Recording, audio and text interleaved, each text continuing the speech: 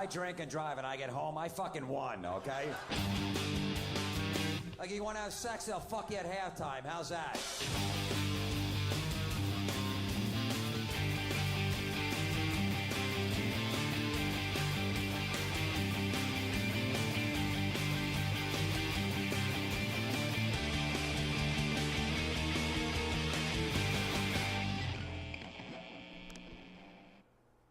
The Super Bowl was yesterday. Giants won 21-17. It was a good game, solid. I like how the refs just let them play the game. There was no, goofy penalties on, pass interference, because you just touched him with a finger. There was no roughing the passer, no unsportsmanlike conduct, none of that crap going on. And pretty much the whole, most of the playoffs, I think, I don't know, maybe they got word down from, the offices of the NFL, the higher honchos, just to let them play the game, which is great because during the season it was a fucking joke. Every third play, unsportsmanlike conduct, this, that, all the shit. It was almost like touch football, so it was just good to see that they just let them, because it was definitely a couple of questionable calls where the Patriot defenders got there a little quick, a little too soon maybe on a receiver, but just let them fucking play. Who cares? So it was a really good game. I was surprised that the whole, for the 2 weeks was about Gronkowski's ankle. That's all it was for 2 weeks. They're going to play. It's a high ankle sprain. I don't know.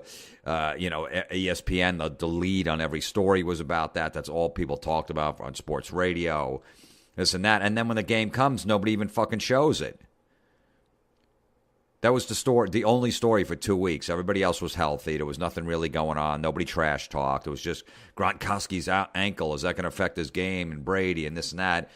I think in the pregame, maybe they showed like a tape on his ankle or something like that, but they didn't mention it the whole fucking game. Why wouldn't you have isolated shots of him limping, or is he not limping, or running before the game, at like 4 o'clock when he's just running on the field like 2 hours before the game? How's he running, this and that? And then just get some isolated shots his first couple plays. They just totally ignored it. Totally dropped the ball on that. But I liked NBC's coverage of the game. It wasn't Fox. There was no fucking corny robot doing push-ups and all this bullshit and like fucking kids. There was no the cast of Glee or American Idol or any of those fucking homos in the, sitting in the stands that don't even want to be at the game, don't care. They're just sitting there front. Oh, that's the cast of Glee. That's on every Thursday at 9 o'clock. You should watch them. They're big football fans. None of that shit.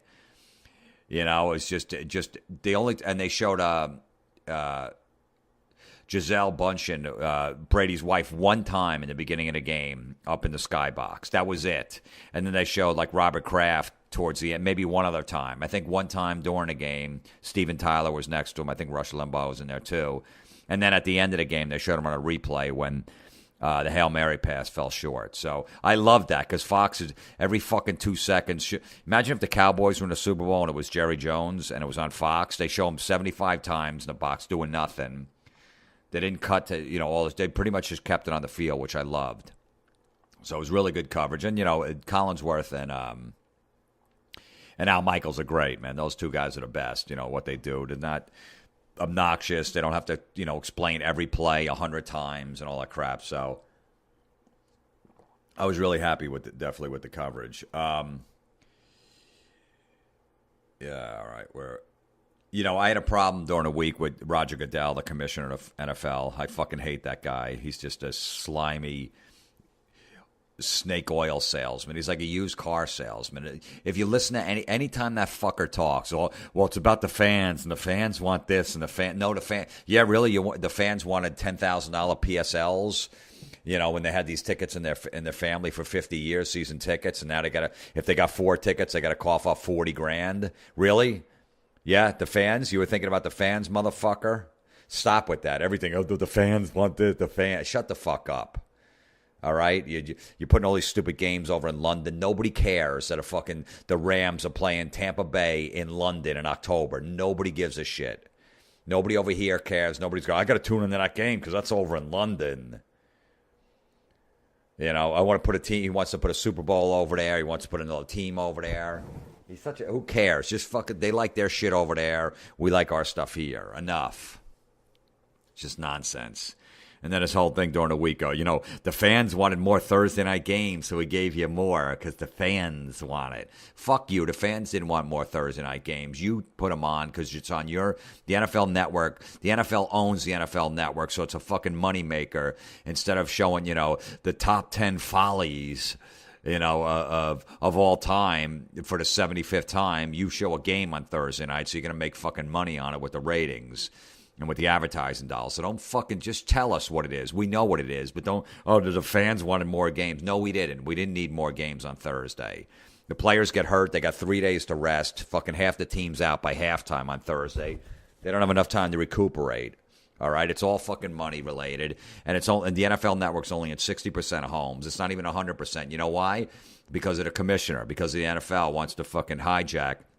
They're like loan sharks. They're fucking strong-arming every cable company going, you got to charge 80 cents a customer per month to put the NFL Network on. And Time Warner and Cablevision, which own I don't know how many or in how many households, said, no, we're not charging our customers 80 cents extra a month for you guys to have 8 games a year. Now they have like 12, I guess. But at that point, it was 8 games a year, live entertainment. So that's 8 games times 3 hours. That's 24 hours of live programming with games, not so much the pregame shows. And you're going to charge people 80 cents a month no matter what?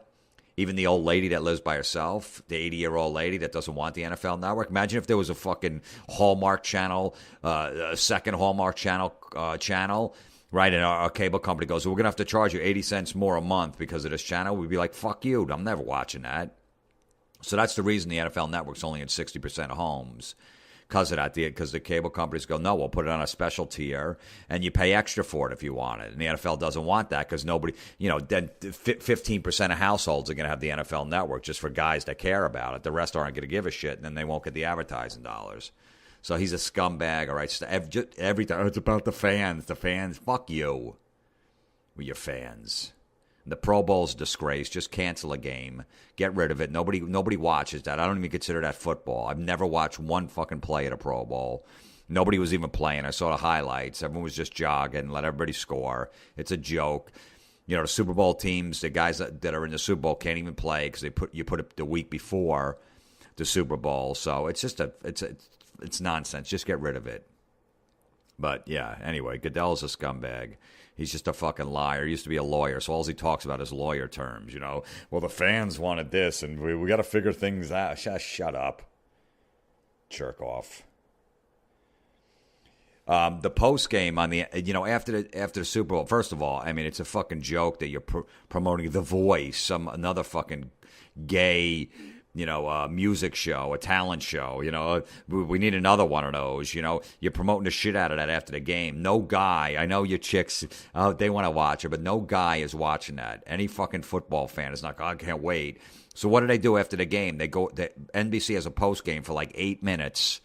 They're supposed to have the post game from 10 to 10:30, and then 10:30 that shit was going to start. They cut it 12 minutes early, the post game, to get to that fucking awful show. So they didn't show Belichick getting interviewed, nothing like that, no press conferences, because they wanted to get NBC totally dropped the ball on that. Who cares about the fucking... When I was a kid, I remember, the A-Team was coming out with Mr. T, and they would show that 100 times. All right, it's an action flick. Guys might watch that. It's just a joke what's going on, man. It's, the NFL, the reason the NFL's got the biggest ratings, ever in the history of the NFL is because there's so much gay shit on TV with all these American Idols, America's Got Talent, all this garbage on TV. It just that no guys watched. There's 10 more of them. The Glee and whatever the fuck the other ones are, The Voice and all this shit and Smash. You see those commercials for that shit. That's why there's so much. The ratings are so huge for the NFL is because there's just so much gay, girly stuff on TV that the guys only have a certain amount of things to watch. There's really nothing else, so they just gravitate towards the NFL. That's what's not because the game's better. It's not because there's a lot of offense, which is all bullshit. The fans. That's another thing, Goodell. The fans want offense. So we, make all the fucking rules to help the offense. They don't want offense, obviously. Look at the ratings to the Super Bowl the championship game. They just want a fucking good game. I don't like a team going down the field and scoring, making a 48-45 game. Those fucking games are awful, and all those teams are out. The fucking Saints choke. The Packers choked, all right? All the big high-powered offenses. Even the Patriots scored 17 points. So the fans don't want that shit. Stop with that. That's for fucking fantasy football dorks. Oh, my Chad Ochocinco got me 14 points. Fuck you. But so they just promote that shit, and then the commercials are just brutal. I mean, it's, Elton John and the dancing and and the song, just people running around, and just the goofiness. It's just fucking. Of course, they had the cliche commercials, the baby talking, of course. Then they have the fucking the animals. They have the monkeys in there. Oh, we haven't seen that before. And then we have the celebrities with a big fucking Coke or Pepsi commercial running around and all this goofy shit. God, it's just fucking awful. And, of course, the cliche, they have the three white guys, the three corny white guys, and the one light-skinned black guy, because they have to hang out together to make sure it's not just white people drink Bud Light. And then, there's always the hot girl, and the guys always pretend like they've never seen a hot girl before. Their faces are like, are you fucking kidding? Holy shit. I don't know what to say. Yeah, really. Guys really act like that. Yeah, that's what they do when they see a hot chick. Yeah, because they've never seen a hot chick before in the fucking mall or in the, hallway at school or anywhere on TV or anything. So they just got to act like a complete ass. Like, you got to be kidding me. That is the hottest girl ever. Ugh. Enough with that. Enough. It fucking stinks. Nobody acts like that. No guy acts like that. Oh, my God, look at that. All right, there's a hot chick. All right, cool. There's fucking porn all over the internet for free. Every guy's on there constantly, 2-3 times a day. You think he's really fucking going, with a girl that has clothes on in a fucking beer commercial? Ugh. And then every, white guy's got to have a little scruff. Notice these commercials now. Every white guy has to have a little scruff on his face because that means he's the everyman. That means he's not, refined and he's not, sophisticated. So he's the everyman. So you should buy it because he kind of looks like you or your friends because he's got a little scruff and he didn't shave. Ugh.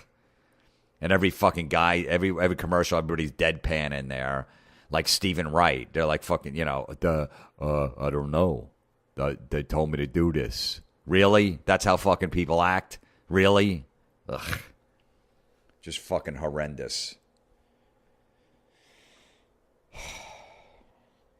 And the halftime show was of course, was a complete disaster. All right?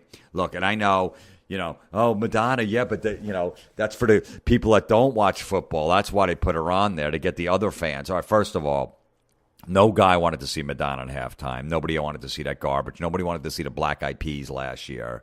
All right? And if you're going to go the angle, well, women watch the Super Bowl, and they want to get the women to watch. All right. Super Bowl parties, whenever the Super Bowl is, everybody gets together. It's a big gathering. It's almost like Thanksgiving. It's like fucking Easter. It's like Christmas. It's like New Year's. People get together and have a big party. 4th of July. That's what it is. That's what it's become. So it doesn't matter who the fucking halftime entertainers are. People are still going to watch. The numbers are not going to go down. If you put Slipknot in to the halftime, the numbers aren't going to go under 100 million. We're not going to lose 20 million viewers. All the women are not going to stay home on Super Bowl Sunday and go, you know what, Slipknot's playing at halftime, so you just go to the Super Bowl party. I'm just going to stay home because what's in it for me? All right, stop that fucking nonsense.